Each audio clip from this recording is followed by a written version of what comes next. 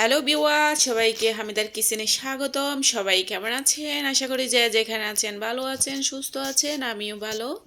আজ নতুন রাঁধুনিদের জন্য রেসিপি নিয়ে আসলাম গরু গোস্ত রান্না।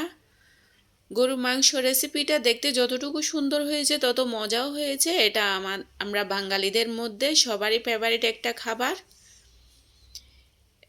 দেখুন, মুখে লেগে থাকার মতো এতটা স্বাদ হয়েছে, আপনারা একবার ট্রাই না করলে বুঝতে পারবেন না। চলুন আবার সবাই মিলে মূল রেসিপিতে যাওয়া যাক।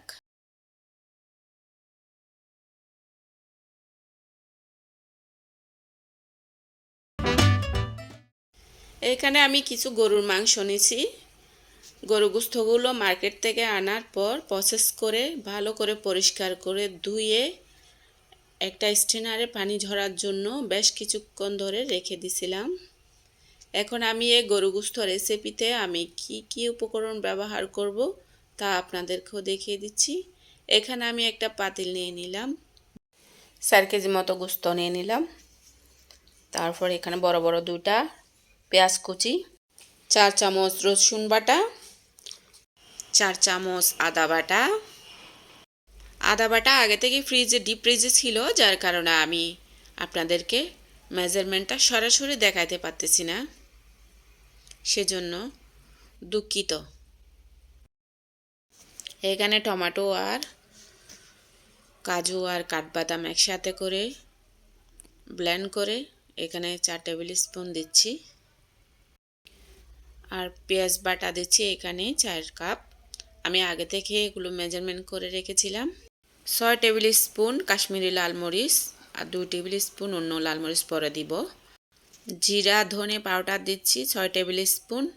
আর লবণ দিচ্ছি আমি পরিমাণ মতো। এখানে হলুদ দিচ্ছি 4 টেবিল স্পুন। এখানে আমি খাঁটি সরিষার তেল ব্যবহার করব 400 গ্রাম। 300 গ্রাম আপাতত দিয়ে দিচ্ছি, আর 100 গ্রাম আমি পরে দেখাচ্ছি কিভাবে দিতেছি। গরু গোস্ত রেসিপিতে আমি আস্ত গরম মশলা ব্যবহার করছি। আমি গরম মশলা 30 পিস দিচ্ছি, এলাচ ছোট এলাচ, আর তেজপাতা 8টি, 16টি দারুচিনি, 3 টেবিল চামচ গোলমরিচ, আর 30 পিসের মতো লবঙ্গ ব্যবহার করছি। সব কিছু এভাবে একে একে দেওয়ার পর আমি হাত দিয়ে ভালো করে এগুলো মেখে নেব উল্টে পাল্টে, যাতে প্রত্যেকটা গরু গোস্ততে যাতে মশলাপাতিগুলো পৌঁছে যায়,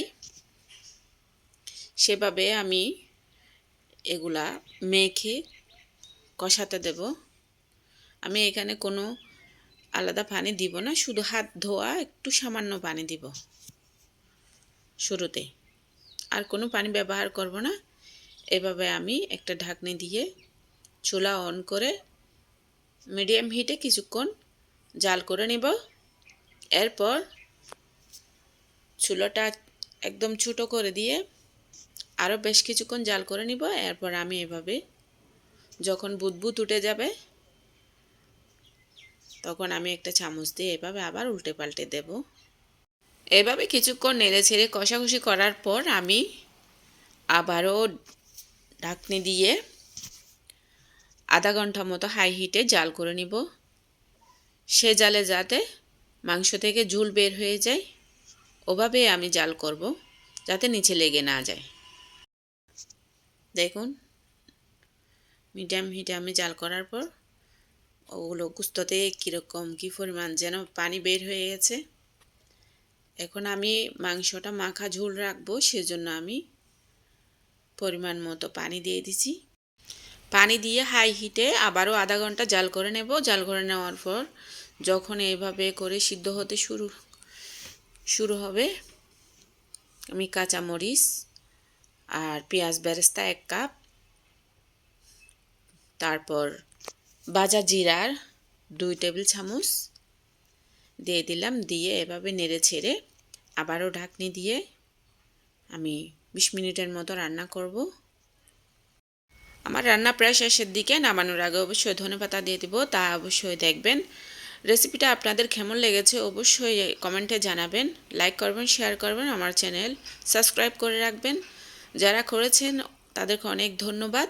আগামী রেসিপি দেখার আমন্ত্রণ জানিয়ে আজকের মতো এখানে শেষ করছি। সবাই ভালো থাকবেন, সুস্থ থাকবেন। এতক্ষণ আমার সাথে থাকার জন্য সবাইকে ধন্যবাদ।